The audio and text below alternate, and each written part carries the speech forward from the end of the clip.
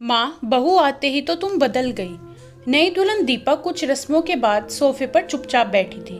तभी बड़ी ननंद रश्मि बोली, अरे तुम्हारी माँ ने तुम्हें बताया नहीं, दूल्हा दुल्हन के खेल रस्म के बाद अब तुम्हें घर की सभी बड़ी महिलाओं के पैर छूकर शगुन देना होगा। चलो उठो, सभी को देरी हो रही है।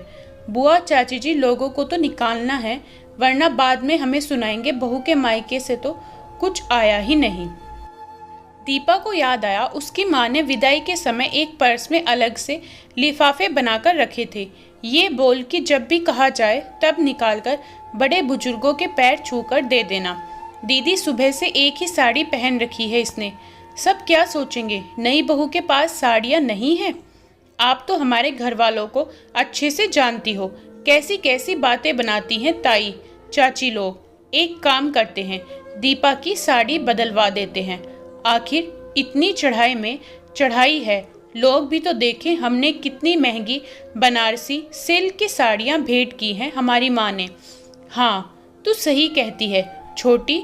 चलो दीपा, मैं तुम्हारे लिए भारी साड़ी और जेवर निकालती हैं, वही पहनकर पैर छुआई की रस्म करना। दोनों नंदों की बात सुन दीपा चुपचाप अपने कमरे में चली गई। जेठ की गर्मी में जहाँ अच्छे अच्छों का पसीना छूट जाते हैं, वहाँ सोचो नई दुल्हन के क्या हाल होंगे।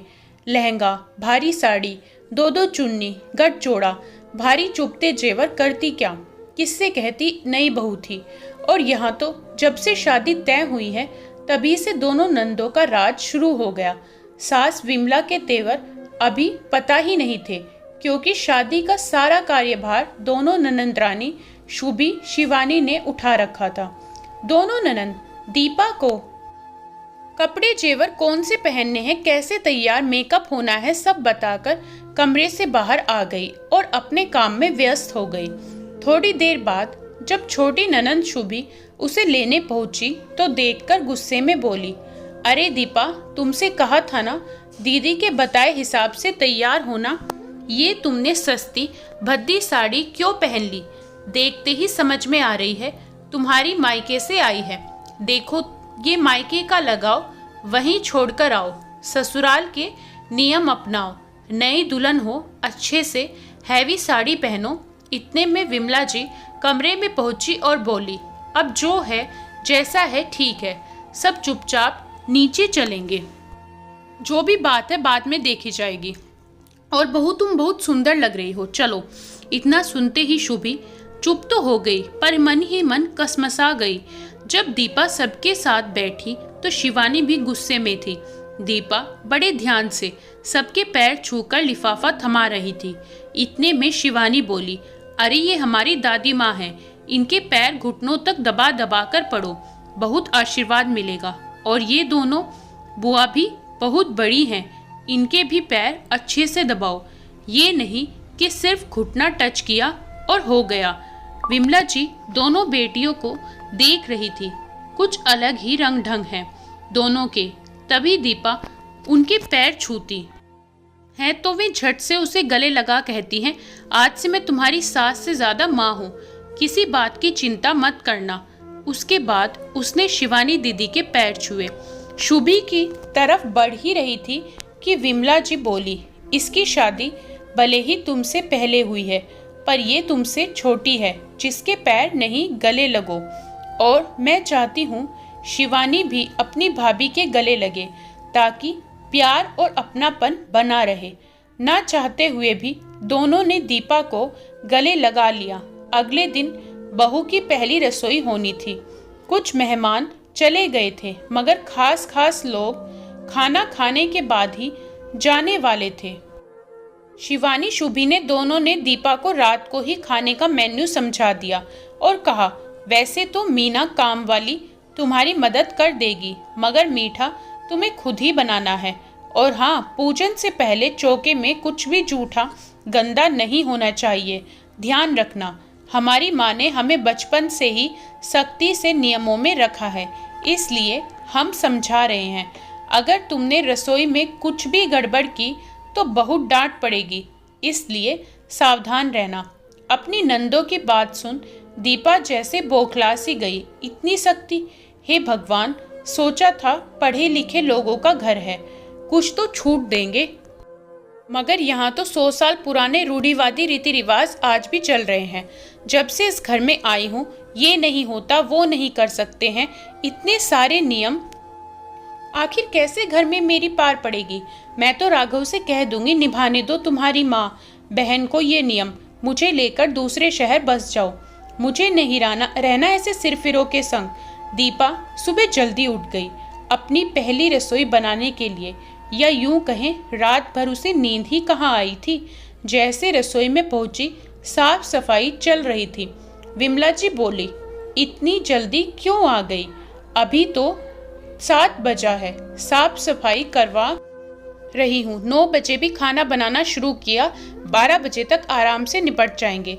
वैसे भी यहाँ लंच 1 से 2 के बीच ही किया जाता है। अब वो क्या कहती कि आपकी दोनों महान बेटियों ने जो धमकी दी थी, उसी को सुनकर पूरी रात बेचैन रही और सुबह नींद जल्दी खुल गई। फिर भी बोली, मम्मी जी कोई काम हो तो बता दीजिए, अभी निपटा दूंगी। और मीठे में क्या बनेगा? तुम इतनी चिंता मत करो, जाओ जाकर अपने कमरे में आराम करो, थोड़ी देर में चाय भिजवाती हूँ, उसके बाद जब कहूँ तब आ जाना। सास की बात सुनकर चुपचाप दीपा अपने कमरे में चली गई। सुबह के 11 बज रहे थे। शिवानी शुभी ने सोचा चलो अब रसोई का मुआयना किया जाए। दोनों रसोई में पहुंची तो चीख उठी, दीपा ये क्या कर रही हो? अभी तो भगवान को भोग लगाना है और तुम रसोई के कोने में बैठकर ठूस रही हो। यही सब सिखाया तुम्हारी माँ ने? बाप रे, ये सब माँ ने देख लिया तो पता नहीं क्या होगा। तभी रसोई में विमला जी आ जाती हैं। अरे क्या हो गया? तुम दोनों को बहू से ऐसे बात क्यों कर रही हो? माँ, सब कुछ तुम अपनी आंखों से देख लो, फिर हमसे पूछना। अच्छा, तुम दोनों चलो यहाँ से, मुझे तुमसे कुछ ज़रूरी बात करनी है। और दीपा बेटा तुम आराम से खाओ और कमरे में जाकर तैयार होकर आओ। हाँ, तुम्हें जो पसंद हो वो साड़ी पहन लेना, गर्मी बहुत है, जो कंफर्टेबल हो वही पहनना। बोल अपनी दोनों बेटियों को अपने कमरे में ले गई। तब गुस्से में बड़ी बेटी शिवानी चिल्लाई, मेरा हाथ छोड़ो माँ, बहू के आते ही तुम तो बदल गई। देख नहीं रही वो क्या क्या कर रही है? आप बहू से डरने लगी, उसकी मर्जी से काम करोगी तो कल को 8-8 आंसू रोगी। अरे हम तो तुम्हारी मदद ही कर रहे हैं। इस घर के नियम समझा रहे कि बहू को कैसे रहना चाहिए, ये बता रहे, और एक तुम हो उल्टा सीधा किए जा रही हो। हम दोनों बहनों के लिए तो इतना अनुशासन रखती नहीं, आज खुद का अनुशासन खुद ही भूल गई। देखो तुम्हारी बहू ने चौका जूठा कर दिया, कुछ लिहाज भी नहीं है। हमने तो एक बार आपकी गैर हाजिरी में मैगी बना ली थी, कितना डांट फटकार की थी आपने, और आज बहू कटोरी में भर भर के खा रही है, उसे रोका भी नहीं जा रहा, उल्टा आप हमें चिल्ला रही हैं। आप तो दोगली निकली माँ, हमें आपसे ये उम्मीद नहीं थी कि बेटियों के लिए नियम अलग और बहू के लिए नियम अलग रखेंगी। छोटी बेटी गुस्से से बोली, बल्कि लोगों के घर में तो बेटियों को पूरी आज़ादी दी जाती है, मगर आप और माई के कड़े नियम कभी हमें चैन की सांस नहीं लेने देते थे, और आज आप अपनी बहू को इतनी छूट दे रही हो, देखकर तो मेरा खून खोल गया। वो तो भगवान की दया रही, हम दोनों को ही इतनी अच्छी ससुराल मिली। छोटी तो अपने पति के साथ बाहर रहती है, मैं सास ससुर के साथ रहती हूँ, मगर वो मुझे माँ बाप से बढ़कर प्यार देते हैं। हर तरह की आज़ादी दे रखी है, कपड़ा हो या खाना पीना, कहीं भी रोक टोक नहीं करते। कहीं आती जाती भी हूँ तो पूछने भी नहीं। सच मायके से ज़्यादा सुख मिले हैं हमें ससुराल में। दोनों की बात सुन विमला जी बोली, मेरी प्यारी बच्ची हो, मैं कुछ नहीं बदली। तुम खुद देखो, जब हम शिफॉन जॉर्जेट की साड़ियों में घूम रहे हैं तो उसको इतना भारी बनारसी सिल्क क्यों पहनाना? तुम्हें देखा नहीं, पूरा ब्लाउज पसीने से भीगा हुआ था। और रही रसोई जूठा करने की बात तो सुनो, सारा खाना बन चुका है, मीठे का भोग मैंने लगा दिया है, जब मैं पूजा कर रही थी तब उसे चक्कर आ गया। मेरे पूछने से बोली, शादी की रस्मों के कारण 4 दिन से ढंग से खाना नहीं खाया और विदाई के बाद एक निवाला हलक में नहीं उतारा है बेचारी ने। अब एक बात बताओ, जो माँ अपनी बेटियों को भगवान के भोग से भी पहले खाना खिलाती थी, वो आज अपनी बहू को भोग लगाने के बाद खाना नहीं दे सकती। और मेरी लाडलियों, तुमने अपने सवाल का जवाब खुद ही दे दिया। मैंने तुम्हें इतने कड़े अनुशासन नियम कायदे में इसलिए रखा ताकि तुम कभी भी अपनी ससुराल में ये ना सुनो कि तुम्हारी माँ ने तुम्हें कुछ सिखाया नहीं। मैंने हर तरीके से तुम्हें परफेक्ट बनाने की कोशिश की और देखो, आज तुम दोनों घर ही नहीं बाहर के कामकाज भी कितने अच्छे से संभालती हो। पूरे ससुराल में तुम्हारी वाहवाही होती है। तुम दोनों की सास पूरी शादी में तुम्हारी तारीफ करते नहीं थक रही थी। सास ही क्यों, मैं भी, क्योंकि तुमने अपने भाई की शादी कितने अच्छे से संभाली। मुझे तो पता ही नहीं चला कि कब शादी के कामों की शुरुआत हुई और वो कब आकर खत्म हो गए। मक्खन मलाई से तुमने सारा काम निपटाया। तुम्हारे पापा भी बहुत डरे हुए थे, कैसे होगा क्या होगा, मगर देखो तुम दोनों ने कैसी निपुणता से सब कुछ संभाला। इसमें तो कोई शक नहीं। तुम तो मेरी दोनों बेटियां सर्वगुण संपन्न हैं, मगर अब जो तुम दोनों कर रही हो उसके दूरगामी परिणाम घातक साबित हो सकते हैं। नई नई अपनी भाभी के मन में ऐसे कांटों के बीज बोगी, कड़वी बातें बोलोगी तो आगे चलकर जब मैं असहाय हो जाऊंगी या नहीं रहूंगी तो कभी अपनी भाभी से प्यार समर्पण की उम्मीद मत करना। दोनों अचंभे से अपनी माँ की तरफ देख ही रही थी कि फिर विमला जी बोली, क्या कहते हैं तुम्हारी भाषा में, first impression is last impression. आज तुम दोनों ननद इतना भयानक डरावना रूप दिखा रही हो, सोचो कल तुम प्रेम से बात भी करोगी न तो उसे शक ही होगा कि आप दोनों इतने अच्छे से बात कर ही नहीं सकते। मैं चाहती हूँ, आज तक मेरी 2 बेटियाँ थी, अब दीपा को मिलाकर मेरी 3 बेटियाँ हो जाएं। इसकी माँ ने मुझे शुरू में ही बता दिया था, पढ़ाई लिखाई के सिलसिले में हॉस्टल और पीजी में ही रही है, घर के कामकाज में हाथ थोड़ा तंग है।